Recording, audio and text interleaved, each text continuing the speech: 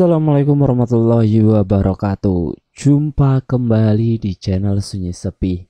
Pada kesempatan kali ini saya akan kembali lagi menceritakan cerita yang berjudul Ritual Kasugihan bagian yang kedua. Cerita yang ditulis oleh @omras. Oh iya, kalian juga dapat mengunjungi tweet beliau langsung ya. Link nanti akan Mimin sediakan di kolom deskripsi. Yuk, daripada kita lama-lama, langsung saja kita masuk ke dalam ceritanya. Saat Ega kembali, gadis itu segera melanjutkan pekerjaannya. "Dia kakakmu?" "Ya," jawab Ega singkat. Setelah selesai menurunkan semua rumput-rumput dari pick up, si gadis mengulurkan tangannya ke arah Ega. "Risna," ucapnya memperkenalkan diri. Dengan bibir tersenyum, Ega langsung menyambut uluran tangan si gadis lalu balas memperkenalkan dirinya. "Duduk di sana yuk," ajak Ega menuju ke rumah. "Oh iya Risna, apa kamu sudah lama jadi pemasok rumput untuk peternakan ini?" tanya Ega. "Sekitar 2 tahunan lebih," jawab Risna sembari membersihkan rumput-rumput yang menempel di jaketnya. "Berarti kamu pernah melihat anak perempuan penjaga ternak sebelum kami di sini?" "Iya, dia ramah, baik, juga sangat cantik. Sayangnya dia hidupnya hanya sebentar." "Oh," Ega membulatkan bibirnya. "Kau juga cantik. Sudah berapa usiamu?" tanya Ega. "Sepenting itukah usiaku untukmu?" "Ah enggak, cuma tanya. Kalau rasanya pertanyaanku membuatmu tak nyaman, tak usah dijawab." "Bang, kenalin nih bang," ujar Ega memanggil Elang. "Iya," jawab Elang dari dalam rumah, namun tak juga kunjung keluar. "Maaf ya, abangku itu memang seperti itu. Orangnya cuek, apalagi kalau sama cewek." Risna hanya tersenyum kecil menanggapi perkataan Ega, dan setelah beberapa saat mengobrol kesana kemari, bapak-bapak tadi datang lalu mengajak Risna untuk pulang. Setelah selesai memberi makan semua hewan ternak, Ega langsung membersihkan dirinya sebelum masuk dalam rumah. Sementara Elang sedang memasak nasi di dapur, sesekali ia terlihat melamun menatap buih-buih kurakan atau didian di dalam panci nasinya. "Bang, tolong ambilkan handuk bang," panggil Ega ketika membuyarkan lamunannya. Hening, suasana malam itu membuat Ega mengantuk. Apalagi setelah semalaman ia tak tidur, ditambah lagi siang harinya seharian disibukkan mengurus hewan ternak. Perlahan-lahan Ega mulai terlelap. Sementara Elang masih duduk di teras rumah dengan ditemani secangkir kopi dan musik alami yang tercipta dari suara-suara binatang malam di kejauhan. Anehnya, udara yang awalnya dingin malah perlahan-lahan mulai memanas. Elang mengipas-ipaskan tangannya di sekitar wajahnya. Ia melihat ke sekeliling. Banyak sekali kelap-kelip kunang-kunang mengitari pepohonan. Dan suasana bertambah aneh ketika tak satu pun lagi terdengar suara binatang-binatang malam, seperti jangkrik ataupun gonggongan anjing liar di kejauhan. Hembusan angin dingin dari arah depan membawa aroma-aroma tak sedap. Beberapa kali Elang menghembuskan nafasnya berharap agar bau yang mengganggu pernafasannya itu sedikit berkurang. "Bau ini kok seperti bangkai ya?" gumam Elang sembari menutup hidungnya. Karena dirasa bau busuk tersebut tak juga hilang, akhirnya Elang memutuskan untuk masuk dalam rumah. Ia merebahkan dirinya sambil mengipas-ipaskan tubuhnya dengan tutup toples. Perlahan-lahan tapi pasti, matanya mulai terpejam.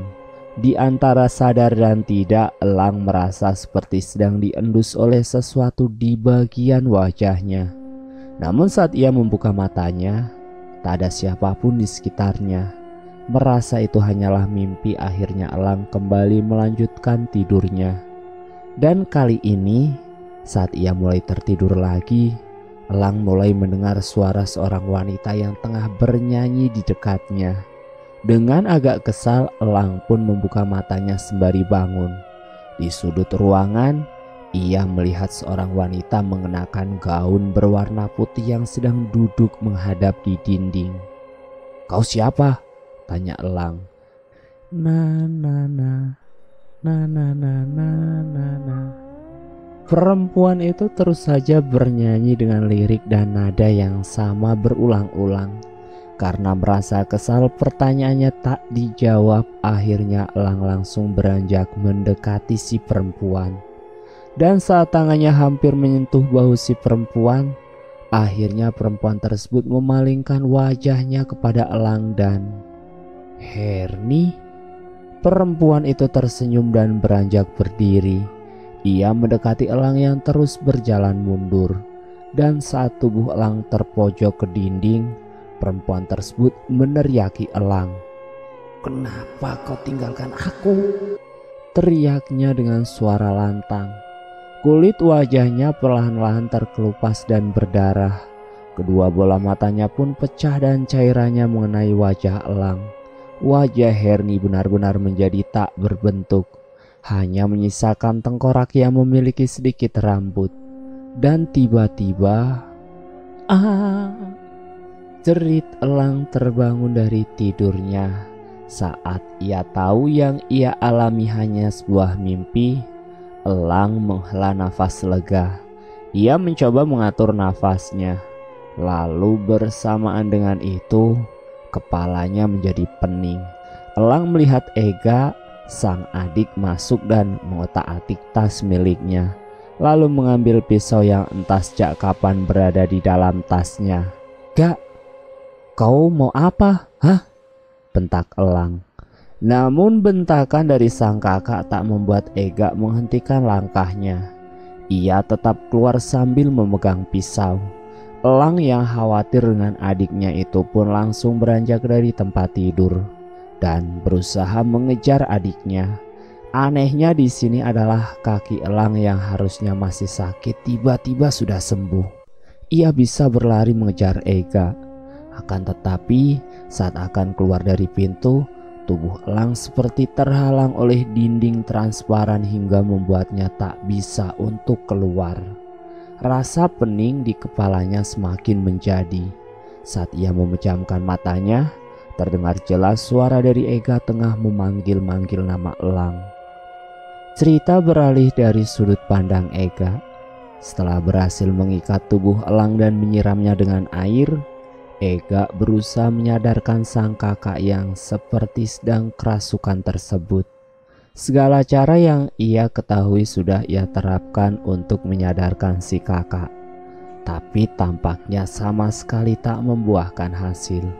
Saat Elang kembali mengamuk dan hampir berhasil melepaskan ikatan di tubuhnya, Ega terpaksa harus menampar sang kakak dengan sangat keras. Plak! Darah segar mengalir dari bibir Elang. Sesaat kemudian Elang merasa seperti tubuhnya ditarik oleh sesuatu dengan sangat kencang. Dan "Syukurlah kau sadar, Bang," ujar Ega. Beberapa kali Elang mengerjap-ngerjapkan matanya berharap kalau semuanya sudah kembali normal. "Ega?" "Iya Bang, aku Ega." Setelah merasa itu benar-benar abangnya, Ega pun langsung melepaskan ikatannya. "Ada apa? Kenapa aku diikat, Gak?" Beberapa pertanyaan keluar dari mulut Elang. Ia nampak bingung dengan apa yang sebenarnya terjadi.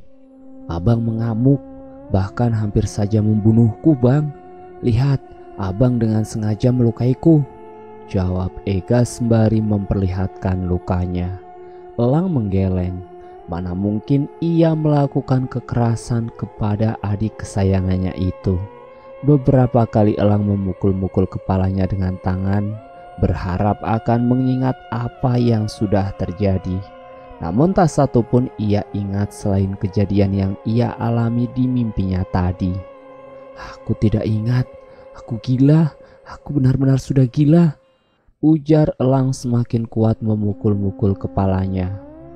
"Bang, sudah Bang, Aku tidak menyalahkan abang kok, bentak Ega sembari menahan kedua tangan Elang. Aku merasakan hal-hal aneh selalu tinggal di sini. Bahkan rasanya aku hampir gila, ucap Elang dengan suara serak. Bukan kau saja bang, jujur aku juga merasakan keanehan-keanehan itu. Apa mungkin sesuatu yang mengganggu kita itu ingin menyampaikan sesuatu kepada kita bang? Perempuan itu mirip Herni. Dia juga ada ketika malam itu kau sedang memeriksa kandang ternak. Tapi entahlah, apakah itu adalah sosok yang sama atau bukan, aku tidak tahu, ucap Elang. Herni pacar abang itu. Tapi yang aku lihat bukan dia bang. Jangan-jangan yang mengganggu abang bukan sosok yang kulihat itu, lanjut Ega. Singkat cerita, 1 minggu telah berlalu. Keadaan mulai sedikit membaik ketika Ega dan Elang memutuskan untuk tidur sekamar. Namun kadang-kadang Elang masih mendengar suara-suara perempuan yang sedang bernyanyi atau melihat penampakan-penampakan sepintas yang berwujud sesosok perempuan. Hari itu rumput datang sangat terlambat, sekitar pukul 4 sore. Dan terpaksa Ega dan Elang mencari rumput sendiri di sekitaran hutan agar hewan-hewan ternak yang mereka jaga tidak mati kelaparan. Maaf ya aku terlambat, karena ada tetanggaku yang meninggal. Akhir-akhir ini di desa memang banyak sekali kasus pemerkosaan yang dilakukan oleh makhluk tak kasat mata. Entahlah, aku tak tahu makhluk itu jenis apa. Yang pasti hampir 7 orang anak gadis yang meninggal setelah mengaku dia diperkosa oleh sesosok berwarna hijau. Orang-orang di desaku setiap malam berjaga-jaga, namun tetap saja ada korban, cerita Risna. Makhluk bertubuh hijau? Sahut Elang seraya mendekati Risna dan Ega. Kau sendirian kesini Ris? Apa tidak takut? Tanya Ega. Aku takut, tapi mau bagaimana lagi? Kami bertahan hidup dari sini, sementara ayahku sakit, jawab Risna sembari memalingkan wajahnya. Ia tak mau air matanya yang jatuh terlihat oleh Ega dan Elang. Risna, kau tadi mengatakan makhluk hijau. Apa jangan-jangan itu adalah sebuah pesugihan? Aku punya teman, orang luar pulau. Kata dia, di tempatnya ada pesugihan yang namanya kolor hijau. Dan syaratnya itu korban memang harus diperkosa. Tapi tidak ada syarat korban itu harus perawan. Sementara yang kau katakan tadi hanya anak gadis yang menjadi korban, kata Elang. Ah, kau mengada-ngada bang. Kalaupun memang ada jenis pesugihan seperti itu, mana ada di Kalimantan, saut Ega. Kau lupa kasus babi ngepet di desa B, tuyul, pocong, kuntilanak. Gak ada yang gak mungkin gak? Ega menghela nafas panjang. Lalu kalau benar yang kamu katakan, apakah ada cara untuk menghentikan semua ini? Tanya Risna. Elang menggeleng pelan. Aku tidak tahu Ris, jawabnya. Risna menghela nafas lalu tanpa berkata-kata ia segera memulai pekerjaannya untuk menurunkan semua rumput yang ia bawa ke tanah. Saat akan pulang, Ega disuruh abangnya untuk ikut bersama Risna guna menemani gadis tersebut. Tidak usah gak, aku berani kok. Lagi pula masih sore kan, nanti kau tidak bisa pulang loh gak, ucap Risna. Ega akan mengantarmu sampai keluar ke jalanan. Dari situ Ega akan pulang dengan berjalan kaki, potong Elang. Risna mengangguk dan keduanya pun naik ke dalam mobil pick up yang perlahan mulai meninggalkan halaman. Elang segera membereskan rumput-rumput untuk hewan ternak. Dari kejauhan terlihat ada sepasang mata yang tengah memperhatikannya.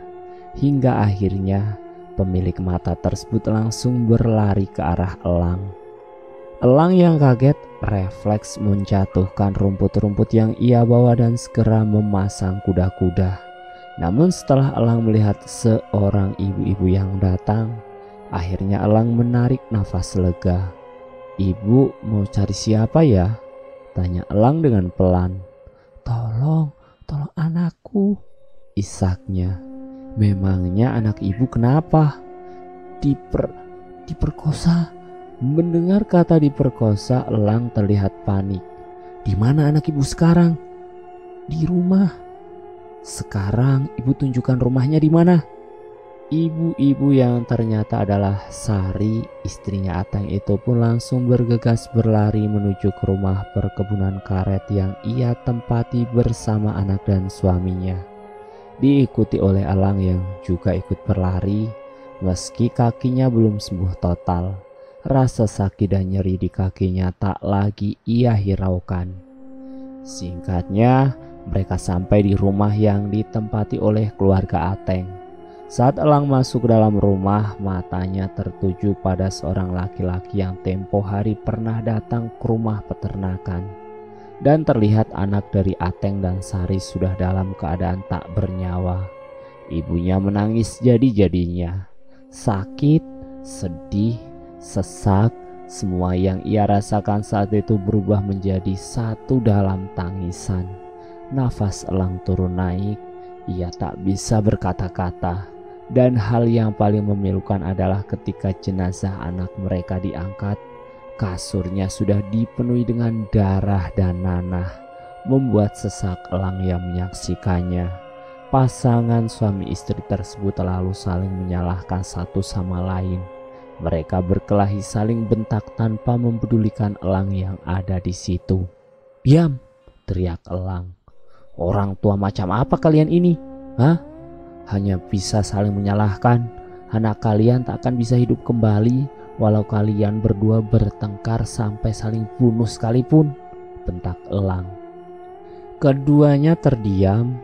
Malam itu, mau apa sebenarnya bapak datang mencari kakek Darsim? Tanya Elang. Karena anak gadis mereka juga diperkosa. Aku ingin tahu apakah yang terjadi pada anakku sama dengan yang terjadi pada anak mereka. Hanya itu, jawab Ateng. "Kola yang memperkosa anakku!" teriak Sari tak terkontrol.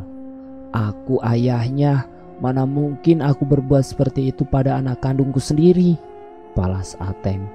"Sudah, sekarang aku tanya, apa alasan ibu menuduh kalau ayahnya sendirilah yang telah memperkosa anak kalian?" "Karena setiap melihat ayahnya, anakku selalu ketakutan, histeris." Elang berpikir sejenak, lalu beberapa saat kemudian ia berkata, "Apakah kalian tahu kalau di desa banyak sekali kasus pemerkosaan terhadap anak gadis yang kemungkinan pelakunya sama? Saya menaruh curiga kalau sebenarnya ada yang melakukan pesugihan kolor hijau di kampung ini." "Pesugihan?" gumam Ateng dengan nafas yang turun naik tak beraturan. Singkat cerita, keesokan harinya saat Risna datang ke peternakan mengantar rumput, Elang langsung menghampirinya. "Bisa kau antar aku ke kota?" tanya Elang. Maksudmu?" tanya Risna masih tak mengerti. "Bisa atau tidak?" ujar Elang balik bertanya.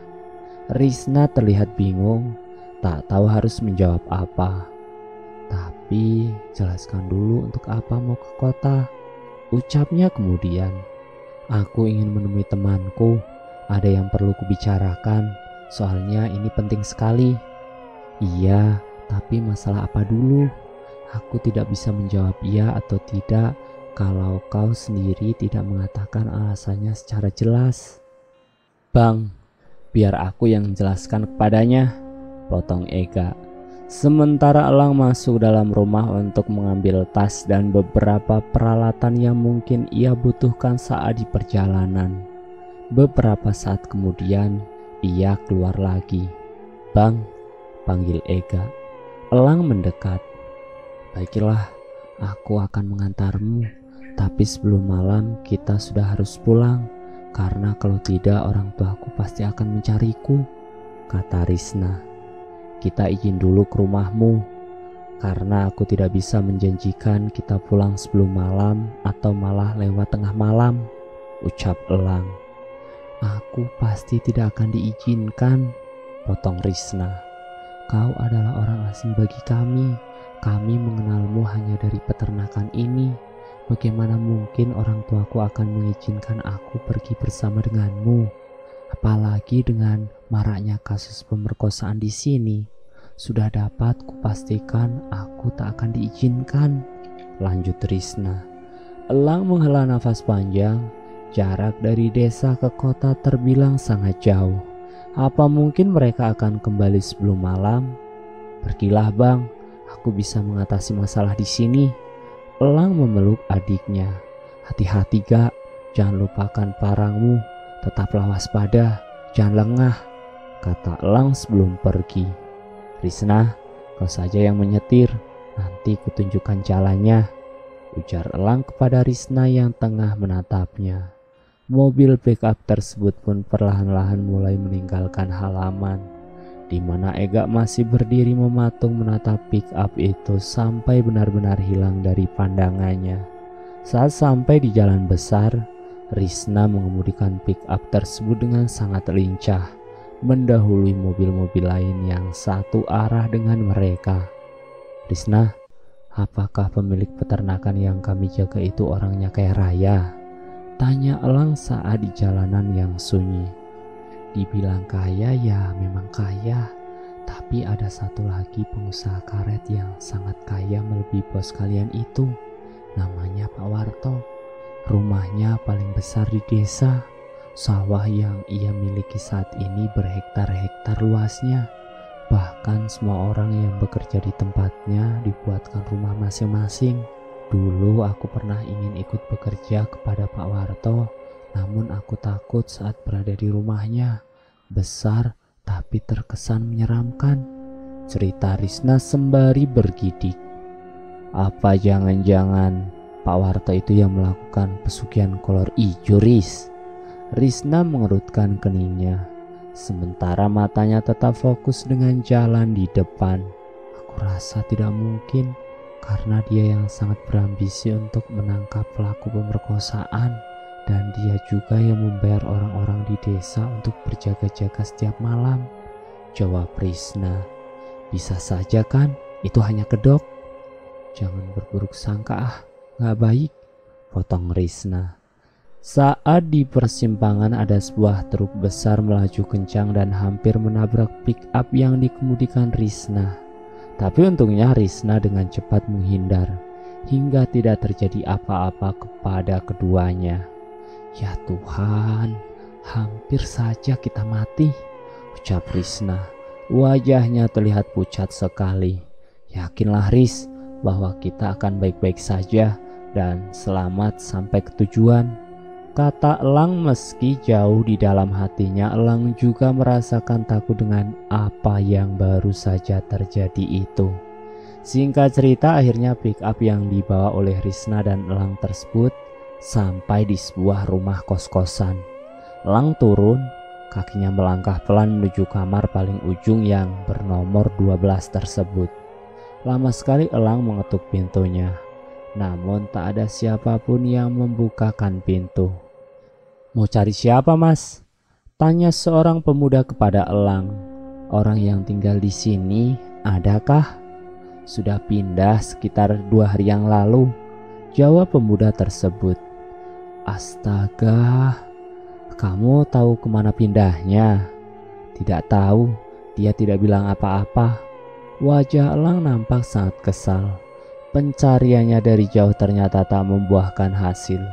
Dengan langkah gontai ia menghampiri Risna. Temanku sudah pindah. Lalu bagaimana? Tanya Risna. Kita coba ke rumah Mang Sidik. Semoga beliau bisa bantu. Ya sudah, jawab Risna dengan pelan. Mobil pick-up pun kembali meninggalkan halaman kos-kosan dan melaju di jalanan yang mengarah jauh dari kota. Sekitar hampir 1 jam perjalanan lebih, mereka mulai memasuki kawasan jalan yang di kiri dan kanannya terdapat hamparan padi-padi yang masih hijau. Stop Riz, rumahnya di sana. Kita hanya bisa berjalan kaki ke sana. Tak banyak bicara, Risna langsung menepikan mobil tersebut lalu turun. Risna tersenyum melihat hamparan padi-padi yang masih hijau. Lalu keduanya berjalan di kalangan sambil sesekali mengobrol serius.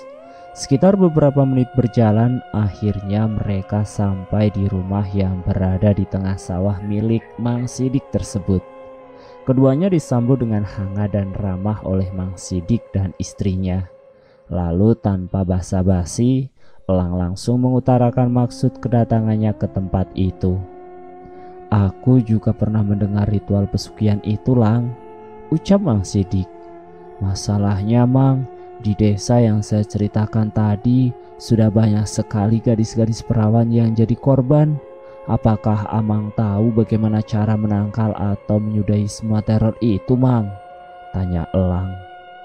"Cari dan tangkap pelaku ritual tersebut, Lang. Dengan begitu teror akan berakhir dan tak akan ada lagi korban yang berjatuhan." "Caranya, Mang?" tanya Risna memberanikan diri. "Konon Kolorijo sangat takut terhadap bambu kuning, dan kita bisa membuat penangkalnya dari bambu kuning tersebut. Kalian pasti tahu bambu kuning kan?" kata Mang Sidik. "Iya, Mang, saya tahu kok," jawab Elang. Sementara Risna menggeleng pelan. "Di desaku tak ada bambu kuning seperti itu, Lang," ucap Risna. 3 kilometer dari rumahku itu ada banyak sekali bambu kuning. Kalau kalian mau, ambillah sebanyak yang kalian butuhkan.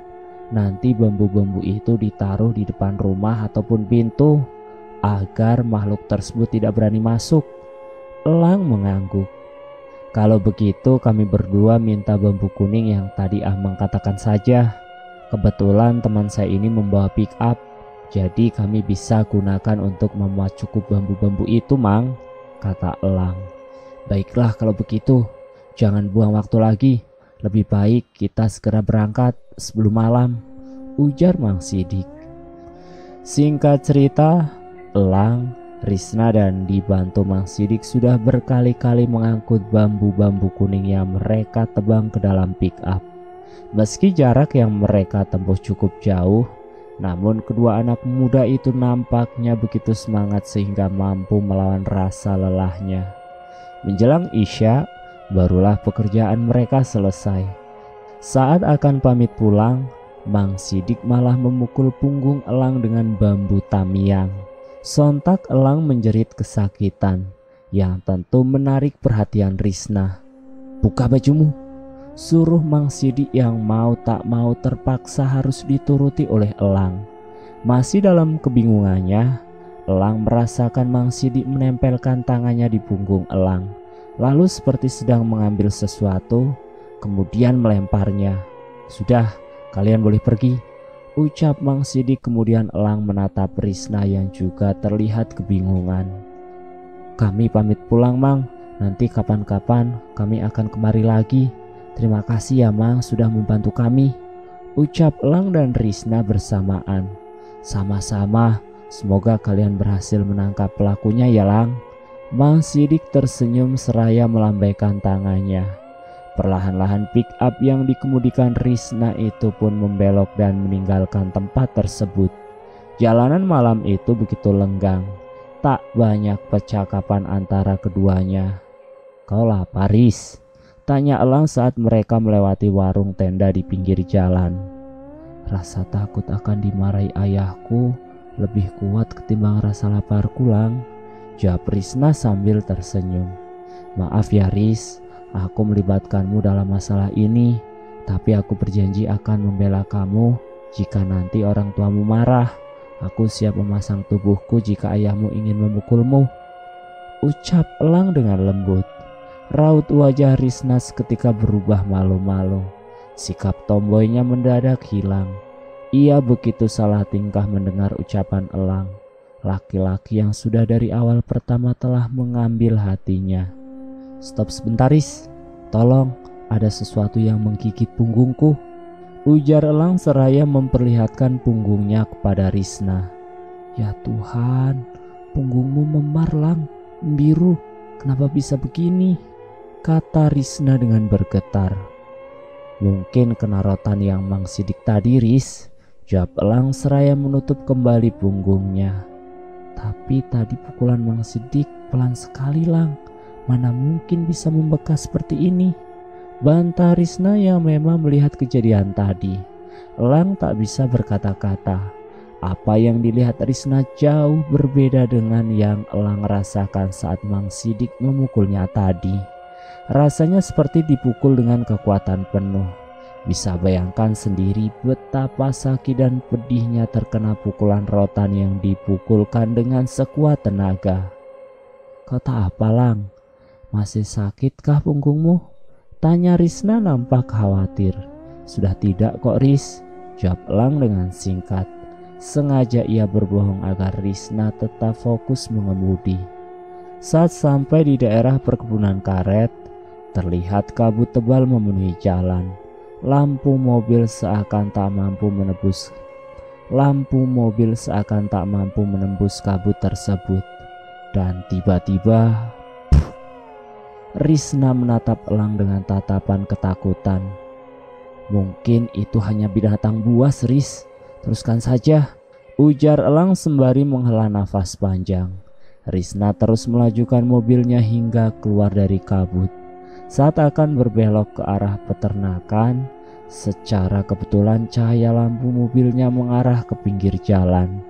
Dan dari sana berdiri sesosok laki-laki misterius mengenakan celana pendek berwarna hijau tanpa mengenakan baju. Dada Risna bergerak turun naik dengan cepat. Ia sangat ketakutan melihat sosok tersebut. Lang, ucapnya. Iya, aku juga melihatnya kok. Jangan berhenti, Ris, aku ada di sampingmu. Elang terus mengelus-elus tangan Risna untuk menenangkan gadis itu. Saat sampai di peternakan terlihat 2 buah sepeda motor terparkir di halaman rumah.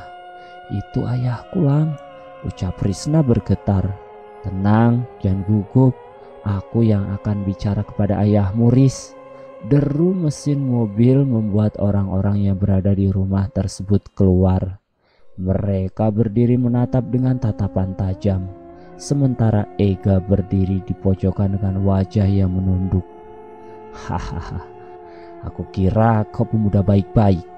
Tidak menyangka kau akan membawa anak gadis orang sampai selarut ini, tanpa izin pula, ujar bapak-bapak yang merupakan bos dari Elang dan Ega. Maafkan saya, Pak, Bu, Bos. Saya melakukan ini terpaksa karena keadaan mendesak. Saya ingin menyudahi teror yang ada di desa ini, jawab Elang. Bagaimana caranya kau menyudahi teror itu? Apa dengan cara membawa kabur anak gadisku? Ujar Ibu Risna. Kami ke kota menemui orang yang bisa dan mengerti dengan hal-hal gaib. Dia menyarankan untuk menancapkan bambu kuning di halaman rumah atau di depan pintu rumah-rumah warga agar makhluk itu tidak bisa masuk, dan untuk para gadis-gadis jika ingin keluar rumah diharuskan untuk membawa bawang putih dan serpihan bambu kuning agar makhluk tersebut tidak berani mendekat, kata Elang. Lang, bagaimana mungkin pemuda sepertimu itu percaya akan hal-hal tabu seperti itu? Pemerkosaan yang terjadi di desa kita ini tidak ada hubungannya dengan hal-hal gaib, dan aku yakin semua ini pasti dilakukan oleh penjahat-penjahat kelamin yang sudah ahlinya. Kemungkinan saja yang melakukan perbuatan biadab itu dilakukan secara berkelompok. Makanya walau kita sudah berjaga-jaga setiap malam, tapi tetap saja bisa kecolongan. Dan satu lagi, Lang, yang kita hadapi ini kelompok orang-orang jahat yang tentu tidak akan takut dengan sebuah bambu yang ditancapkan di halaman rumah. Kau seharusnya berpikir sehat sebelum bertindak, ujar laki-laki yang merupakan bosnya itu. Maaf, Pak, tapi menurut saya tidak ada salahnya kita menghargai usaha mereka, dan yang tidak kita lihat belum tentu itu tidak ada. Lagi pula kalau memang usaha mereka ini berhasil, maka desa kita juga yang akan kembali aman. Dan jika tidak, kita tidak akan rugi kok. Jadi tidak ada salahnya membiarkan mereka melakukan apa yang ingin mereka lakukan. Selagi itu niatnya baik, silahkan, ujar ayahnya Risna. Risna menatap Elang Ia tak menyangka jika ayahnya yang ia kenal sebagai sosok ayah yang keras dalam mendidik anak-anaknya bisa berkata sebijak itu. "Ya sudah, saya ikut kalian saja. Tapi jika tidak berhasil, siap-siap kalian berdua pergi dari peternakanku," ujar bosnya seraya mengeluarkan kunci motornya dari saku celana. Ibunya Risna menatap suaminya, seolah mempertanyakan keputusan suaminya tersebut. "Biarkan saja, lagi pula niat mereka kan baik," kata ayahnya Risna. "Gak, kita berangkat," panggil Elang. "Kau di depan, temani Risna, biar aku di belakang," ujar Elang. Saat Ega sudah berada di dekatnya, perlahan-lahan pick up yang dikemudikan Risna berjalan menuju ke desa. Elang duduk di atas tumpukan bambu sembari berpegangan. Singkat cerita, mereka pun akhirnya tiba di desa. Di depan pos kamling pick up tersebut berhenti. Ega dan Risna turun tak terkecuali dengan Elang. "Dibelah kecil-kecil nggak, Lang?" tanya Risna. "Iya, biar bisa ditaruh di depan pintu dan sebagian di halaman," jawab Elang. Ketiganya mulai membelah bambu-bambu tersebut hingga menjadi potongan kecil-kecil panjang. "Ris, ajak teman-temanmu makan dulu. Ini sudah Abah bikinkan nasi goreng untuk kalian," ujar ayahnya Risna. Saat mereka masih asik membagi-bagikan bambu-bambu tersebut, perut mereka yang lapar tentu tak menolak dengan nasi goreng tersebut. Apalagi rasanya juga tak kalah enak dibandingkan buatan penjual-penjual nasi goreng di kota. Ketiganya makan dengan lahap. Sekitar pukul 3 subuh, barulah pekerjaan mereka selesai. Hanya tinggal satu rumah, yaitu milik bosnya Pak Ateng yang belum dibagikan. "Sepertinya makhluk itu bukan berasal dari kampung sini, Lang. Tapi nggak apalah, yang penting kita sudah mempunyai penangkalnya," ucap Risna. Risna nampak sangat akrab dengan Elang, sementara Ega tak sedikit pun ia ajak bicara. Tentu sikap Risna yang begitu malah membuat Ega jadi cemburu dan marah kepada abangnya. "Menurutmu makhluk itu dari mana, Gak?" tanya Elang. "Gak tahu," jawab Ega dengan singkat. Beberapa saat kemudian mereka sudah memasuki halaman rumah tersebut dan menggantungkan bambu di gagang pintu lalu menancapkan sebagian di halaman rumah. Karena seperti yang Risna ketahui, pemilik perkebunan karet tersebut juga mempunyai anak dan keponakan yang masih gadis. Dan bersambung. Kira-kira seperti apakah kelanjutan dari cerita ritual kasugihan ini? Nantikan kelanjutan ceritanya di bagian selanjutnya. Terima kasih sudah mampir di channel Sunyi Sepi. Jangan lupa tekan tombol like, share, dan komen. Tekan subscribe untuk mengikuti video kami selanjutnya ya. Wassalamualaikum warahmatullahi wabarakatuh.